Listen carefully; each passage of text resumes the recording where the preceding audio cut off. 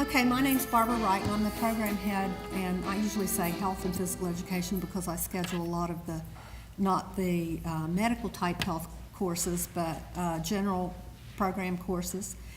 And I find myself teaching more in the health area now.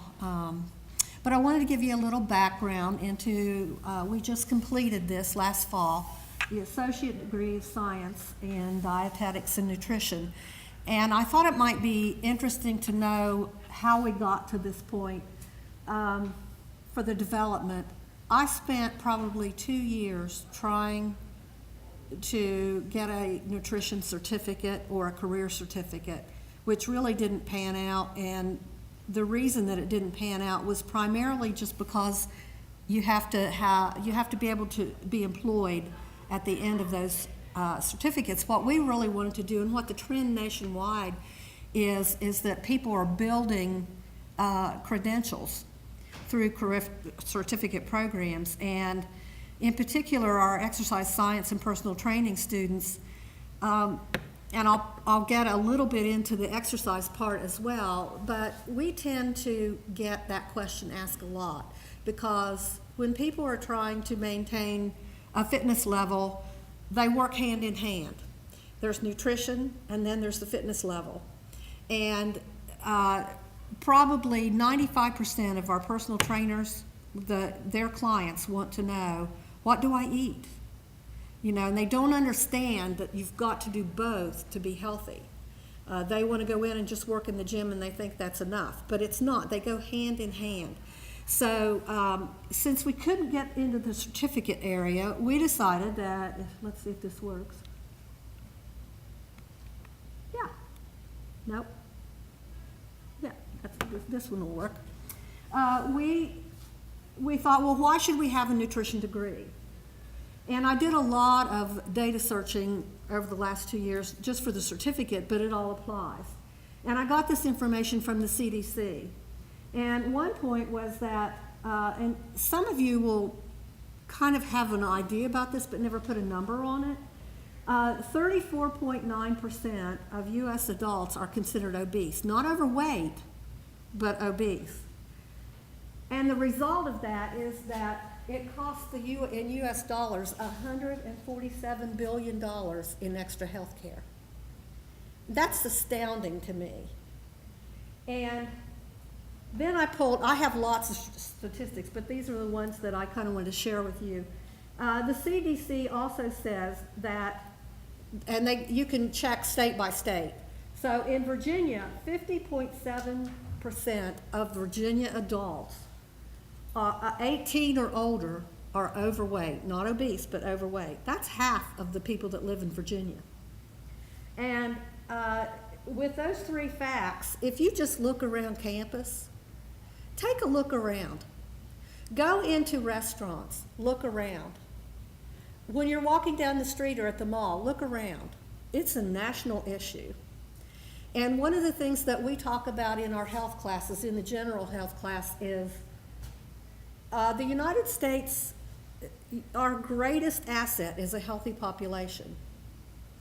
And it's a strain not to get on my bandwagon about the physical education portion. And I don't know what your all's experiences are, but if you just look at your own life, if you're like me, and I have a field in that, I sit a lot. And we're all computers, you know. In the evenings, of course, teachers don't quit at quitting time. We're sitting in the evenings and we're going through computers. We're teaching online courses. If you can look in my household alone, usually everybody has a device, and that's probably what is in most U.S. households. We're getting more and more and more like that. And we also, the fast pace of life takes us to drive-thrus a lot. We all get hungry. What's the fastest way? Go through the drive-thru, get something so that our life can still maintain that pace. And so I think these two go hand in hand, and I'm only dealing with the nutrition degree, but even in the VCCS, there is a plan to drop all PE classes from general program. And that trend is also in public schools. And I would just contend that we need to be doing more of that, but make it more imperative. The things that we have to know. Teach people how to educate yourself on what you have to do and move, because we're getting more and more sedentary in our lifestyle. That being said, if we move on, another reason for a nutrition degree was because the Department of Labor projected that there would be a 21% growth between 2012 and 2022 in the area of nutrition. And also in the second column, no VCCS college has a nutrition degree.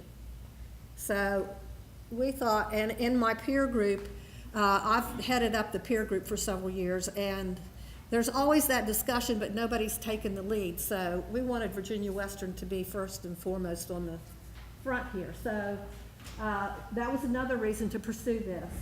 Another reason was that there's no new courses. We didn't have to go any through new course development, because when you look at this as primarily a transfer degree, everything is already here in place. So it's going to help us grow our student base. And it's also, as a parent who put 3 kids through college, I can tell you a pathway to an affordable 4-year degree is huge. And it saves our local students a significant amount of money. And on our next slide, I thought this might be something just food for thought, sort of.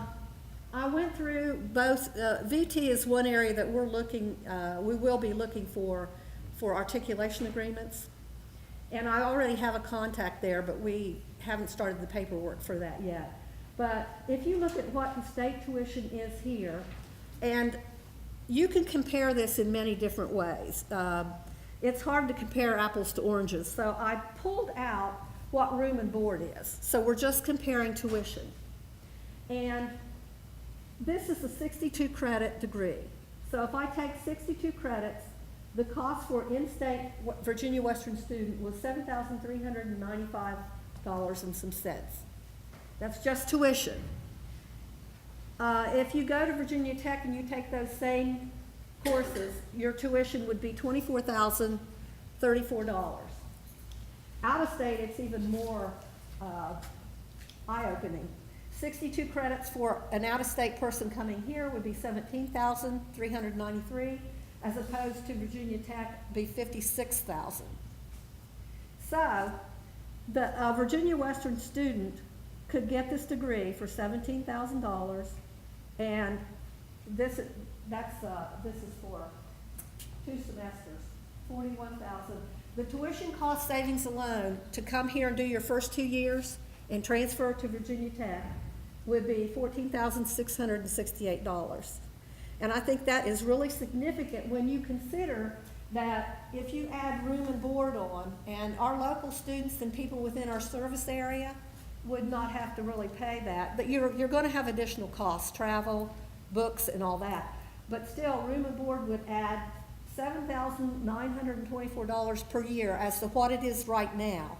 So you multiply 4 times that, and you're roughly at close to $30,000 more. So I think that really speaks to how much it's going to save people, and I think it will help us market this.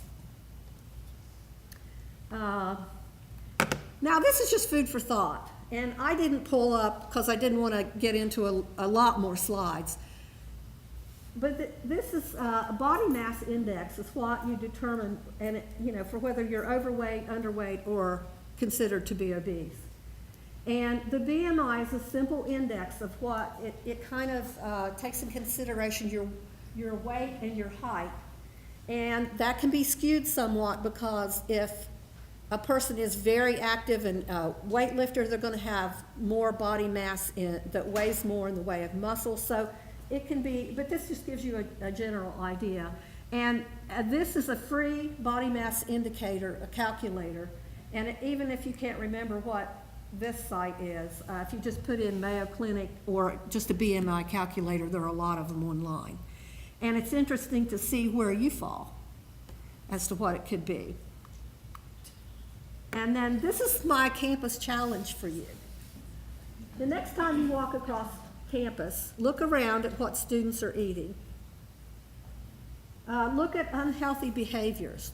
If you walk between Duncan and the bridge, you can't breathe between the time you open the door and the time that you pass the smokers.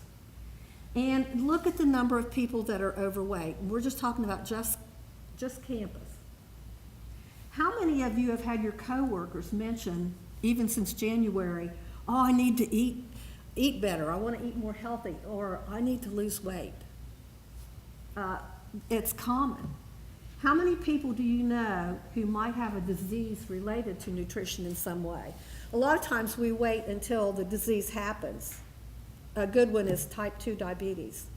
It's adult onset. And we wait until we get it, and then we worry about how to fix it. And usually nutrition and exercise are two things that go hand in hand to help fix that. But it would be good to not have it at all. And then I want you to use a body mass indicator to find out what your body mass is. And then the handout is just a list of the courses. And we've already done a comparison to several of the four-year schools in our service area. So it's interesting to note that Jefferson does not have a nutrition degree, and Roanoke College does not have a nutrition degree. So I think we're opening ourselves up for some students that are interested in this area. We just have to get out and market it. And I think looking at numbers with tuition will really help if somebody's interested in that. The jobs are out there. And we should note that as the Health 230 course is the health course that's required that will transfer, and it's taught by registered dietitians here. And I have several that are on our adjunct staff that are registered, so that's good. So that's a brief introduction of the little history of how we got into trying to do this degree, and I think it will be successful. We just have to get out and market it.